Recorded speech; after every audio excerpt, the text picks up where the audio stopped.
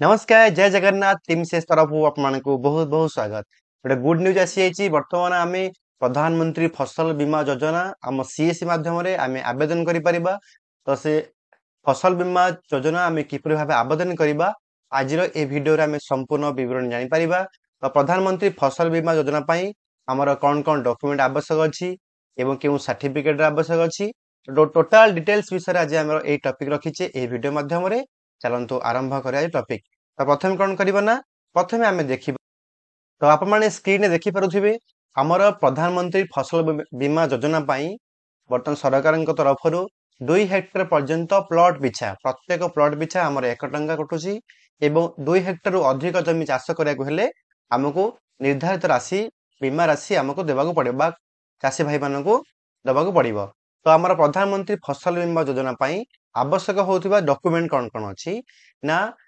आमर जहार फसल बीमा आम करवा चाषी आधार कार्ड दरकार होची एवं चाष होतिबा जमी पट्टा आवश्यक अछि बैंक पासबुक चाषी मोबाइल नंबर एवं घोषणानामा बा आमर अथवा स्वयं सर्टिफिकेट एवं भाग चाषी मानक में मध्य टेनेंट सर्टिफिकेट ए सब सर्टिफिकेट रे आमर आवश्यकता रहछि प्रधानमंत्री फसल बीमा योजना पई तो आपण माने जानि साइले जे ए सब डॉक्यूमेंट रे आवश्यकता अछि बीमा करिया पई तो वर्तमान आमे देखिबा स्वयं सर्टिफिकेट जहां नाम रे जमी पट्टा अछि बा नॉन लोनिंग चाषी मानकर स्वयं सर्टिफिकेट जहाँ आवश्यक अछि तो से स्वयं सर्टिफिकेट को आमे किपर भाबे पूरण करिबा एवं स्वयं सर्टिफिकेट कौन कर लेखा जीवो तो बर्तमान आमे देखिबा तो से अनुसार ए सब फिलअप कर सला परे आमे प्रधानमंत्री फसल बीमा योजना पंजीकरण आरंभ करिबा बर्तमान देखिबा स्वयं सर्टिफिकेट किपर भाबे आमे पूरण करिबा तो आपण माने देखि परथिबे स्क्रीन ये होची आपण मानकर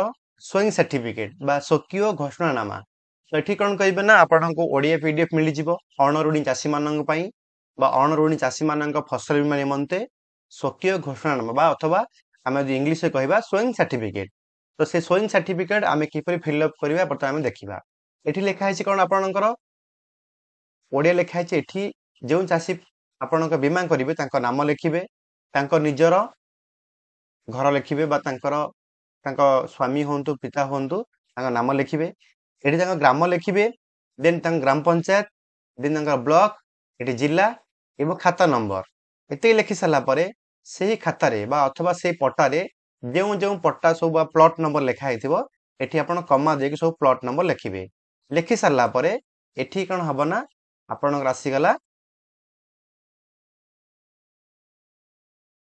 ग्राम पंचायत बा ग्राम पंचायत ब्लॉक जिला ये सब कहार लिखिबे ना आपणकर पट्टा जेउ जगार अछि बा कस्टमरकर पट्टाटा जेउ जगार अछि जेउ ग्राम रे अछि से ग्राम नाम लिखिबे तां ग्राम पंचायत नाम लिखिबे ब्लॉक लिखिबे जिला लिखिबे एठी होछि आपणकर केते एकर जमी से चाष करूछंती तो एठी आपण एकर मध्य लिखिबे एते के लिखि सला परे आपण लेखा हेछि एठी आपणकर दुटी बॉक्स अछि ओटे खरीफ आ ओटे रबी एठी आपण खरीफ ऊपर टिक मारिबे मारि सला परे आपणको एठी आपणको वर्ष लिखिबे वर्ष लिखि सला परे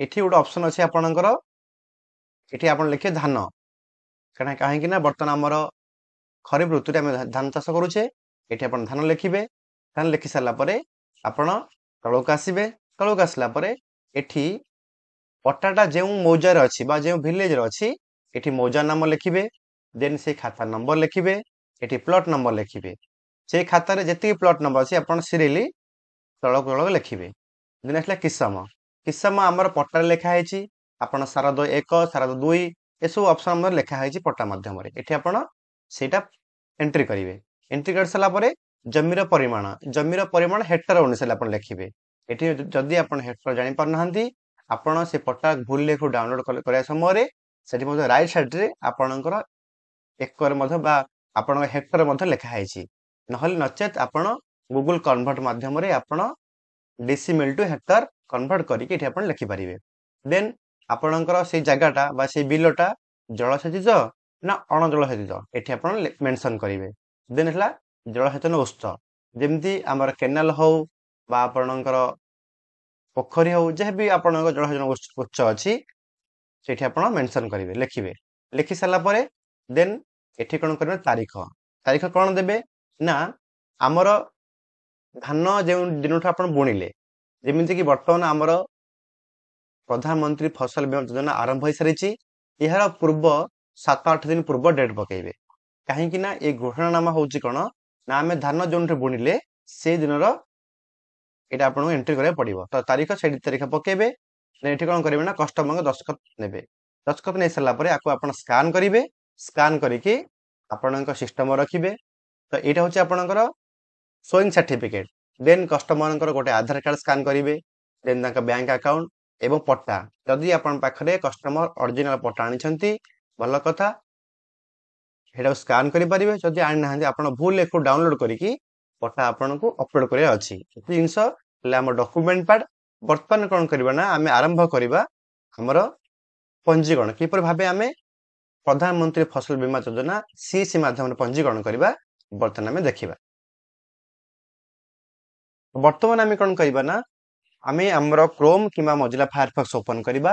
ଏହା ପରେ ଆମେ ଡିଟେଲ୍ସ ଅପସନ କ୍ଲିକ୍ କରିବା। ଦେନ୍ ଆମେ ରାଇଟ୍ ସାଇଡ୍ ଥିବା ଲଗ୍ଇନ୍ ଅପସନ ଆମେ ଏଠି କ୍ଲିକ୍ କରିବା। କ୍ଲିକ୍ କରିସାରିଲା ପରେ ଆମର ସିଏସି ଆଇଡି, ପାସୱାର୍ଡ ଏବଂ କ୍ୟାପଚା ଦେଇକି ଆମେ ସାଇନ୍ ଇନ୍ ଅପସନରେ କ୍ଲିକ୍ କରିବା।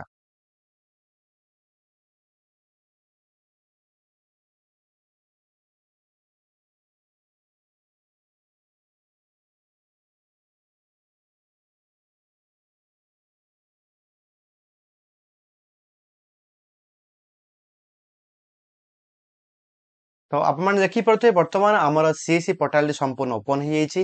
ଏହାପରେ ଆମେ କଣ କରିବା ନା ଆପଣମାନେ ଦେଖିପାରୁଥିବେ ଲେଫ୍ଟ ସାଇଡର ଟପରେ ବା ବାମ ପାଖରେ ଗୋଟେ ସର୍ଚ୍ଚ ଅପସନ ଅଛି। ଏଠି ଆମେ ସର୍ଚ୍ଚ କରିବା PMFBY। ଆପଣମାନେ ମନେ ରଖିବେ PMFBY।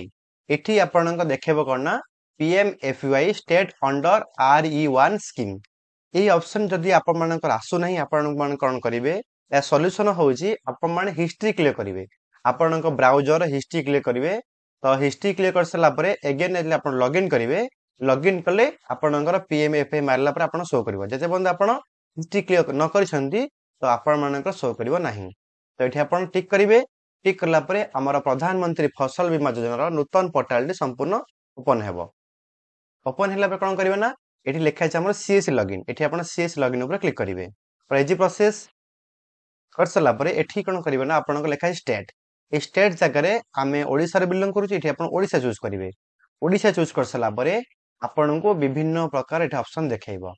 ପ୍ରଧାନମନ୍ତ୍ରୀ ଫସଲ ବୀମା ଯୋଜନା ଆପଣମାନେ ଦେଖିପାରୁଥିବେ। ଏଠି ଲେଖା ହେଇଛି ଖରିଫ। ଏଠି ତ ଆପଣମାନେ ସେ ଅନୁସାରେ ଏଠି ଆପଣ ଚୁଜ୍ କରିବେ। ଦେଖନ୍ତୁ ଏଠି ଲେଖା ହେଇଛି ପ୍ରଧାନମନ୍ତ୍ରୀ ଫସଲ ବୀମା। ଆପଣମାନଙ୍କୁ 2025 ବର୍ଷ ଏବଂ 24 ବର୍ଷ ଅପସନ ଶୋ କରିବ।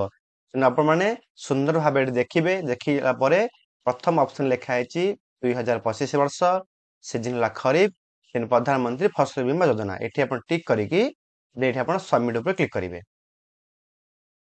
ସବମିଟ୍ ଉପରେ କ୍ଲିକ୍ କରିବେ ଆପଣମାନଙ୍କୁ କଣ ଅଛି ନା ଗୋଟେ ହୋମ ପେଜ ଅପସନ ଆସିବ। ଆପଣମାନେ ଦେଖିପାରୁଥିବେ ଏଠି ଆପଣଙ୍କର ଆପ୍ଲିକେସନ ଲେଖା ହେଇଛି ଟପରେ। ଏଠି ଆପଣ ଆପ୍ଲିକେସନ ନ୍ୟୁ ଉପରେ କ୍ଲିକ୍ କରିବେ। ଆପଣମାନେ ଦେଖିପାରୁଥିବେ ଆପ୍ଲିକେସନ ନ୍ୟୁ ଅଛି। ଏଠି ଆପଣ ଟିକ୍ କରିବେ। ଟିକ୍ କରିବେ ଆପଣମାନେ ଦେଖିପାରୁଥିବେ ଏଠି ଆପ୍ଲିକେସନ ଫର୍ମ ଅଛି। ଏଠି ପେଡ୍ ଆପ୍ଲିକେସନ ଅଛି, unpaid, revert application, approve application ଏବଂ ରିଜେକ୍ଟ ପେଡ୍ ଆପ୍ଲିକେସନ। ତ ଏହି 6ଟା ପଏଣ୍ଟରୁ ମୁଁ ଆପଣମାନଙ୍କୁ ଭଲରେ ବୁଝେଇ କହୁଛି। ଆପ୍ଲିକେସନ ମାନେ ଆମେ ନୂତନ ପଞ୍ଜୀକରଣ କରିବା। ପେଡ୍ ଆପ୍ଲିକେସନ ମାନେ ହଉଛି ଆମେ ପଞ୍ଜୀକରଣ କରିସାରିଥିବା ବା ପେମେଣ୍ଟ କାଟି ସାରିଥିବା ଆପ୍ଲିକେସନ। ଏଠି ଆପଣ ପେଡ୍ ଆପ୍ଲିକେସନ ଶୋ କରିବ। ତ ଯେଉଁ ଆପ୍ଲିକେସନ ଅନପେଡ୍ ଆପ୍ଲିକେସନ ମାନେ ଯାହାର ପେମେଣ୍ଟ ଆପଣ କରିନଥିବେ, ଏଠି ଆପଣ ଯେଉଁ ଟଙ୍କାରେ ଲେଖା ଆପଣଙ୍କର କଟିବ ପୋର୍ଟାଲରୁ, ସେ ଟଙ୍କା ଯଦି ଆପଣ କାଟି ନଥିବେ ତାହେଲେ ଆପଣଙ୍କୁ ଅନପେଡ୍ ଆପ୍ଲିକେସନରେ ଶୋ କରିବ। ଦେନ୍ ରିଭର୍ଟ ଆପ୍ଲିକେସନ, ଯେତେବେଳେ ଆପଣ ଆପ୍ଲିକେସନ ପକେଇ ସାରିବେ କିଛି ଦିନ ପରେ ଯଦି ଆପଣମାନଙ୍କର କିଛି ବା ଡକୁମେଣ୍ଟ ପାର୍ଟରେ ହଉ କିମ୍ବା ଆପଣଙ୍କ ସ୍ପେଲିଂ ମିଷ୍ଟେକ୍ କିଛି ଭୁଲ ଥିବ, ସେଟା ଆପଣଙ୍କ ରିଭର୍ଟ ଆସିବ। ରିଭର୍ଟ ଆସିଲେ ଆପଣ ପୁନର୍ବାର ମଧ୍ୟ ଆପଣ କିଛି ଦିନ ଗଲା ପରେ ଆପଣ ରିଭର୍ଟ ଅପସନରେ କ୍ଲିକ୍ କରିକି ତ ଯେଉଁ କଷ୍ଟମରଙ୍କ ଯାହା ବି ପ୍ରୋବ୍ଲେମ ଥିବ ଆପଣଙ୍କ ଏଠି ଲେଖା ଶୋ କରିବ। ଶୋ କଲା ପରେ ଏଠି ଆପଣ ତାଙ୍କର ସମ୍ପୂର୍ଣ୍ଣ ତଥ୍ୟ ଦେଇକି ଆପଣ ପୁନର୍ବାର ସବମିଟ୍ କରିବେ। ହେଲା ଆପ୍ରୁଭ ଆପ୍ଲିକେସନ। ଆପ୍ରୁଭ କଣ ଅଛି ନା ଯୋଉମାନଙ୍କର ଆପଣ ଆପ୍ଲିକେସନ କଲେ, ଆପ୍ଲାଇ କଲେ, ଯଦି ଆପ୍ରୁଭ ହେଇଗଲା, ଆପ୍ରୁଭ ହେଲା ପରେ ଆପଣ ଏଠି ଆପ୍ଲିକେସନ ବା ଆପ୍ରୁଭ ଆପ୍ଲିକେସନ ଶୋ କରିବ। ରିଜେକ୍ଟ ପେଡ୍ ଆପ୍ଲିକେସନ, ଏହା ମାନେ ହଉଛି ଆପଣ ପେମେଣ୍ଟ କରିଛନ୍ତି କିନ୍ତୁ ଆପଣଙ୍କ ଆପ୍ଲିକେସନଟି रिजेक्ट हो जाए ये आप ये आप्लिकेसन शो कर। तो आज आम टपिक कौन रखीचे ना आम नूतन प्रधानमंत्री फसल बीमा योजना आम कि अप्लाई करवा। ये आप्लिकेसन फॉर्म पर क्लिक करवा। क्लिक कर सारापर आपन को ये आसो कौन search by bank IFSC code बा आपण जदि बैंक आईएफएससी कोड अच्छी ये आप येस करके आपते से कस्टमर जहाँ पंजीकरण कर से कस्टमर बैंक अकाउंट रो आईएफएस कोड टी एंटर करेंगे।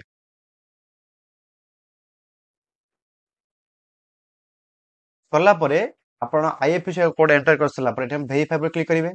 जिते आप वेरीफाई पर क्लिक करेंगे ऑटोमेटिक स्टेट डिस्ट्रिक्ट आपणकर बैंक नेम ब्रांच नेम समस्त तथ्य ये आसीगला।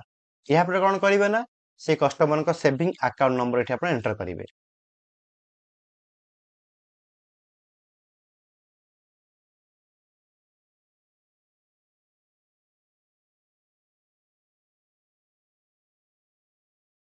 तो ये कौन कर सुंदर भाव में बैंक अकाउंट नंबर फिलअप करेंगे कहीं जदि आप बैंक अकाउंट भूल दौरान ताहले आपण क्लेम समय से कस्टमर असुविधा पड़ पारती बेनिफिट पाई न पारती।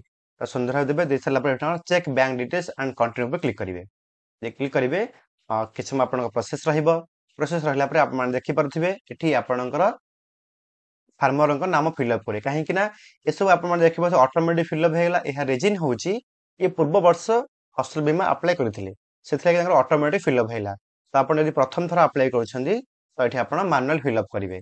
मैनुअल ये आप नाम फिलअप करेंगे। फिलअप कर सारापर नेम आज पर पासबुक अकाउंट खातर जहाँ नाम थी से नाम एंटर करेंगे। देन नेम आज पर आधार आधार कार्ड जहाँ नाम थी ये फिलअप करेंगे। फिलअप कर सारापर आधार नंबर ये एंटर करेंगे। एंटर कर सारापर वेरीफाई पर क्लिक करेंगे।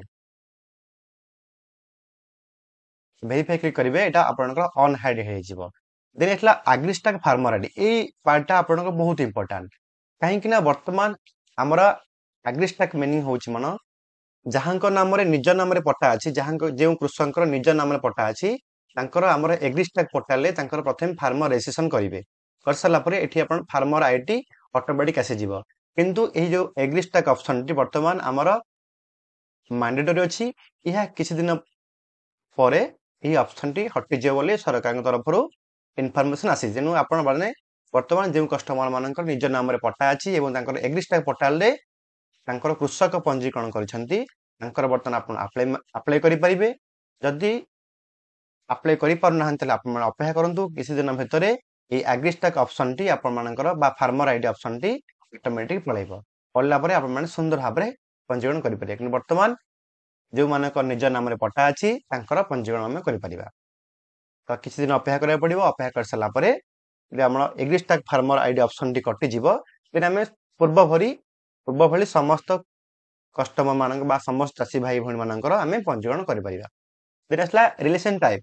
तो ये कौन करना पट्टा जहाँ नाम लिखाई आधार कार्ड जहाँ नाम लिखाई बापा ना हूँ स्वामी नाम हूँ ये आप पिक करेंगे। पिक कर सारापर आम ये मोबाइल नंबर ये आप एंटर करेंगे। एंटर कर वेरीफाई पर क्लिक करेंगे। वेरीफाई क्लिक करेंगे आपन को ये गोटे कैप्चा आसो ये आप कैप्चा एंटर करेंगे।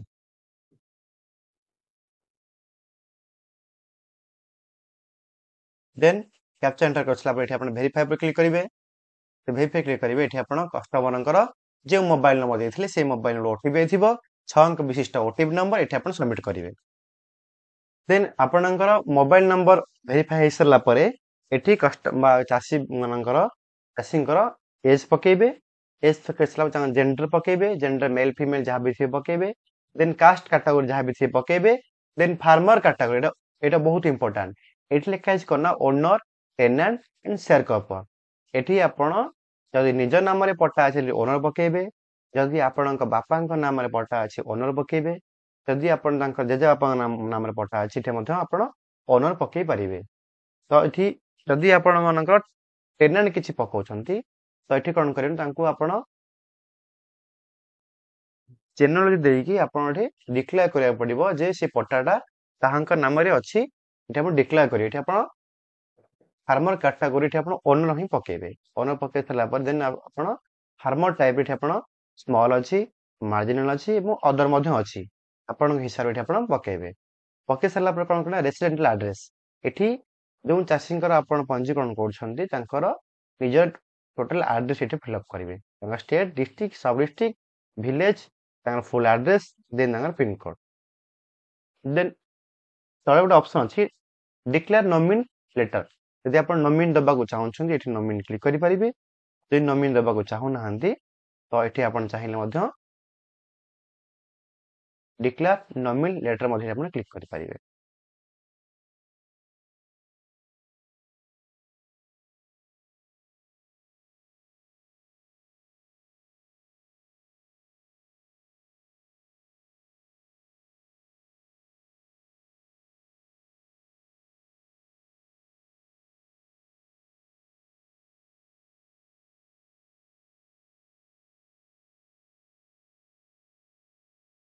देन नॉमिन दे सरला पर जदि आपण नॉमिन चाहू नाहंती तो एठी डिक्लेयर नॉमिन लेटर क्लिक कर मध्य आपण प्रोसेस करि परिबे देन एठी आपण सेव एंड कंटिन्यू पर क्लिक करिवे क्लिक कर सरला परे जस्ट ऊपर को आसीबे ऊपर को आसले कोन करिवे ना क्रॉप डिटेल्स माने मु आपण पूर्वर कहितली जेउ जगह रे पट्टाटा अछि बा पट्टा जेउ जगह रे आपण क्रॉप इंश्योरेंस करा चाहउछंती सेही पट्टार डिटेल्स फिल अप करिवे बा से पट्टाटा जेउ मौजर अछि बा जेउ विलेज रे अछि बा जेउ डिस्ट्रिक्ट हो जेउ विलेज हो जेउटी जेउ ब्लॉक हो तो एठी आपण सेउ से फिल अप करिवे तांकर सेउ से डिस्ट्रिक्ट ब्लॉक ग्राम पंचायत एठी आपण विलेज मध्य चूज करि परिवे चूज कर सला पर एठी आपण मिक्स क्रॉपिंग क्लिक करिवे नाही ठीक कौन करियो ना आपण कौन से ऑप्शन एठी आपण क्लिक करिवे नाही देन असला क्रॉप क्रॉप रे आमे पैडी ही इंस्टेंस को आपण पैडी ईयर फिल अप करि परिवे देन एठी तांकर शोइंग डेट बा शोइंग डेट माने मो कहितली जे दिन आपण बिहन बुणी छंती से दिनटा आपण एठी टिक करिवे आपण फसल बीमा आरंभर मिनिमम 7-8 दिन हो किंबा 10 दिन हो एठी आपण शोइंग डेट पकेबे शोइंग डेट पके सरला परे देखला ओनरशिप एठी आपण मो कहितली एठी आपण ओनर चूज करिवे देन प्लॉट नंबर जे जो प्लॉट आपण शोइंग सर्टिफिकेट लिखि थिबे सेही शोइंग सर्टिफिकेट प्लॉट नंबर एठी आपण एंटर करिवे एंटर कर सला पर आपण खाता नंबर एंटर करिवे खाता नंबर दे सला पर एटा आपण वेरीफाई पर क्लिक करिवे ले वेरीफाई क्लिक करिवे आपण मन देखि पारथिबे एही भाबरे फार्मर का लैंड डिटेल्स ऑटोमेटिक फेचिंग हबो एटा आपण क्लिक करिवे क्लिक करिकि आपण एटा सबमिट क्लिक करिवे जे सबमिट क्लिक करिवे देन एठी आसिला कना add crop survey of for insurance एठी आपण ऐड करिवे आपण देखिबे गोटे ऐड हे गेला आपण देखिबे तळे तळे हमर बर्तमान गोटे ऐड हे गेला से भाबरे से खाता नंबर जे जो सब थिबो हमर प्लॉट नंबर थिबो एठी आपण हे अनुसार फिल अप करिवे समस्त प्लॉट नंबर फिल अप करिके सब ऐड कर सरला परे देन हमें नेक्स्ट प्रोसेस क्लिक करिवा वर्तमान हमर पट्टा थिबा समस्त प्लॉट एठी म ऐड कर सारली तो वर्तमान कोन अछि ना सरकार तरफ गोटे नूतन ऑप्शन आसी जाईची जेते बेले आपण एग्रीस्ट टैग रे कृषक पंजीकरण करथिले सेही समय कोन ना जे जो प्लॉट आपण शो करथिला समस्त प्लॉट एठी आपण शो करछि एठी आपण चाहिने मध क्लिक टू फिल ऊपर क्लिक करिकि ऑटोमेटिक आपण फिल अप करि परिबे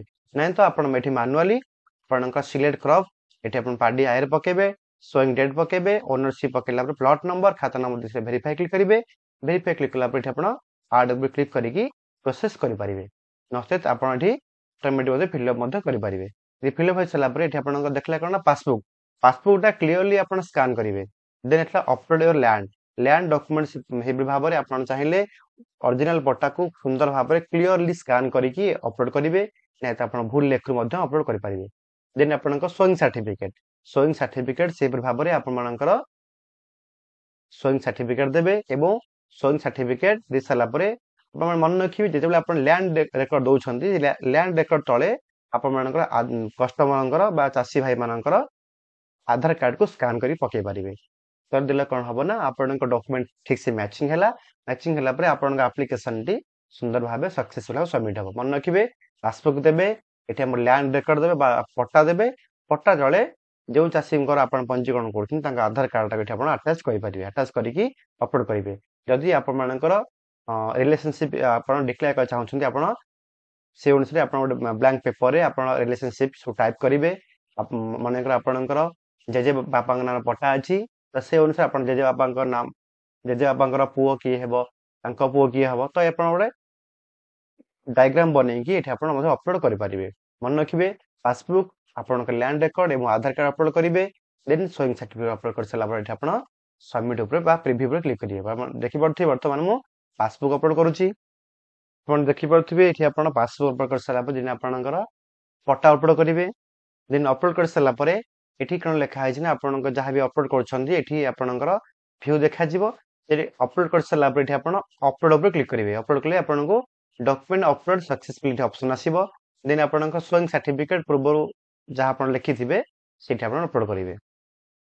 ଆପଣ ମନେ ରଖିବେ ଏସବୁ ଡକ୍ୟୁମେଣ୍ଟ ଆପଣଙ୍କର 500 କେବି ଭିତରେ ହେବା ଆବଶ୍ୟକ। 500 କେବିରୁ ଅଧିକ ହେଲେ ଏହା ଅପଲୋଡ ନେବ ନାହିଁ। ଦେନ୍ ଏହାପରେ ଆପଣ ପ୍ରିଭ୍ୟୁ ଉପରେ କ୍ଲିକ୍ କରିବେ। ପ୍ରିଭ୍ୟୁ କ୍ଲିକ୍ କରିସାରିଲା ପରେ ଦେନ୍ ଆପଣ ସବମିଟ୍ ଉପରେ କ୍ଲିକ୍ କରିବେ। ସବମିଟ୍ କ୍ଲିକ୍ କରିବେ, ଆପଣମାନଙ୍କୁ ଏଠି ଆପଣମାନଙ୍କର ଆସିଯିବ ମେକ୍ ପେମେଣ୍ଟ। ଆପଣଙ୍କର କେତେଟା ପ୍ଲଟ୍ ଆପଣ ଏଠି ଆଡ୍ କରିଛନ୍ତି ଏଠି ଆପଣ ଶୋ କରିବ। ଏଠି ଆପଣ ମେକ୍ ପେମେଣ୍ଟ ଉପରେ କ୍ଲିକ୍ କରିବେ। କଲା ପରେ ଆପଣମାନଙ୍କର 1 ରୁପିଜ୍ ହିସାବରେ ଏଠି ଆପଣ ପେମେଣ୍ଟ କଟିବ।